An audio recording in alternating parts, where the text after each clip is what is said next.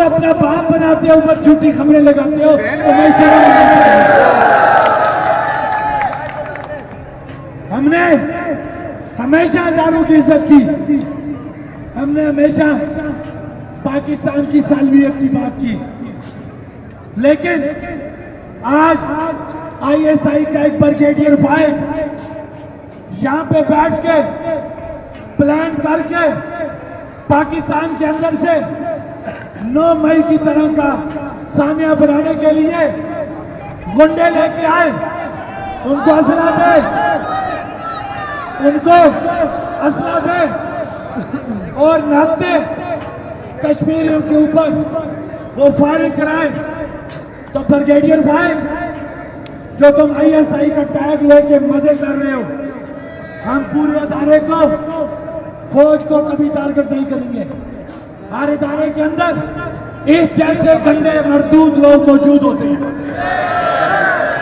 लिहाजा chief of army staff, आपसे यह अपील की जाती है कि किसने इस ब्रिगेडियर भाई को यह इख्तियार दिया कि उसने हमारे लोगों को दफ्तरों में बुला के जलीला ख्वार किया, उनको जेरेबार किया और उन्हें कहता रहा कि एक्शन कमेटी के खिलाफ स्टेटमेंट दो, नहीं दोगे तो तुम्हारा जीना दो बार कर दिया जाएगा, तुम कारोबार नहीं कर सकोगे, तुम नौकरियां नहीं कर सकोगे।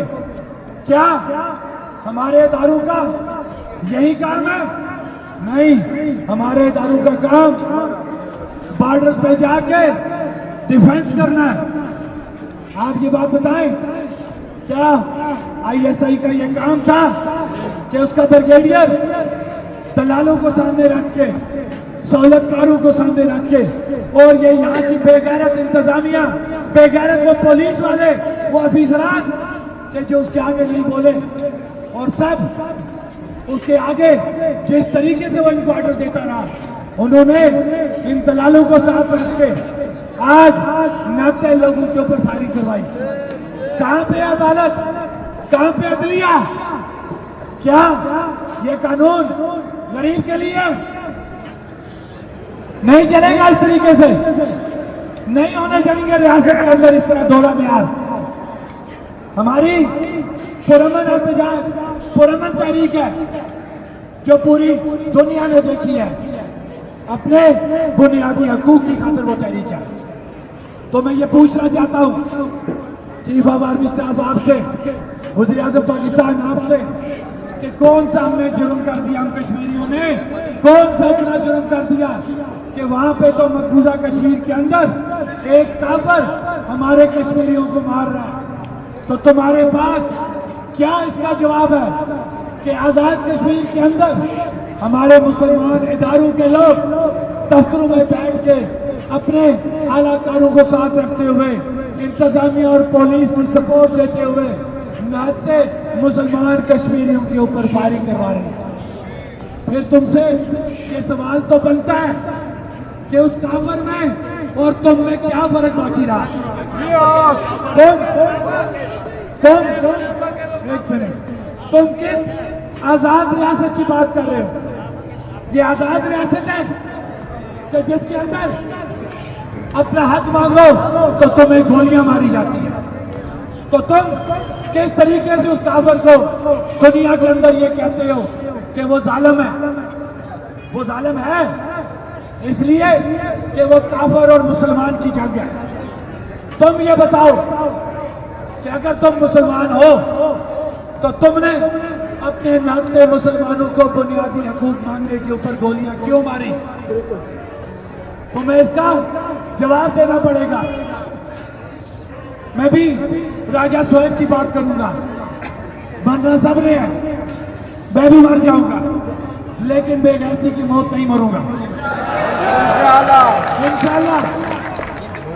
ये वादा आप लोगों के साथ कि इस तहरीक में सबसे आगे रहूंगा इंशाअल्लाह। ये नहीं होगा कि किसी के बच्चे को हम आगे करें और खुद पीछे रहें। वो बेगैरत होगा जो किसी के बच्चे के खून के ऊपर सियासत करेगा। ना हमने इससे पहले किसी को किसी के बच्चे के खून पे सियासत करने दी, ना अब किसी को अपने शहीद के खून पे सियासत करने देंगे। बातें तफसील से हो चुकी हैं। आज जो हुआ वो पूरी दुनिया ने देखा। तुम्हारा जो भोंडा एक भरम था वो टूट गया। पूरी रियासत ने तुम्हें आज हिंदुस्तान और पाकिस्तान को एक पलड़े में बराबर कर दिया।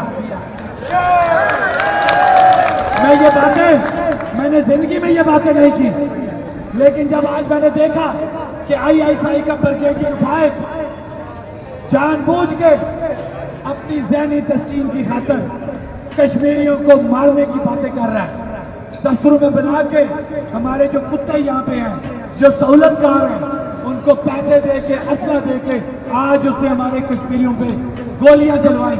तो फिर हमारा ये सवाल बनता है कि बताओ उस काफिर में और तुम्हारे अंदर क्या फर्क बाकी रहा।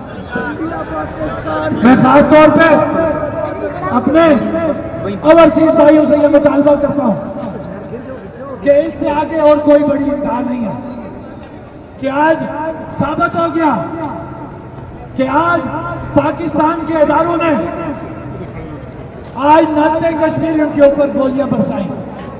तो अब आपकी यह जिम्मेदारी बनती है कि अब आपको भी किसी का भरम नहीं रखना।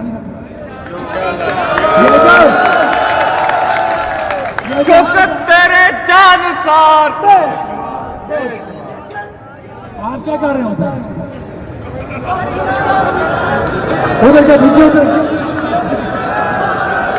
खामोश, बाकी खामोश, बाकी सब लोग खामोश, क्योंकि हमने इसको क्लोजिंग की तरफ लेके जाना है, क्योंकि अब ये जान लग चुकी है। अब ये हक और बातिल की जंग है, हाकिम और महकूम की जंग है।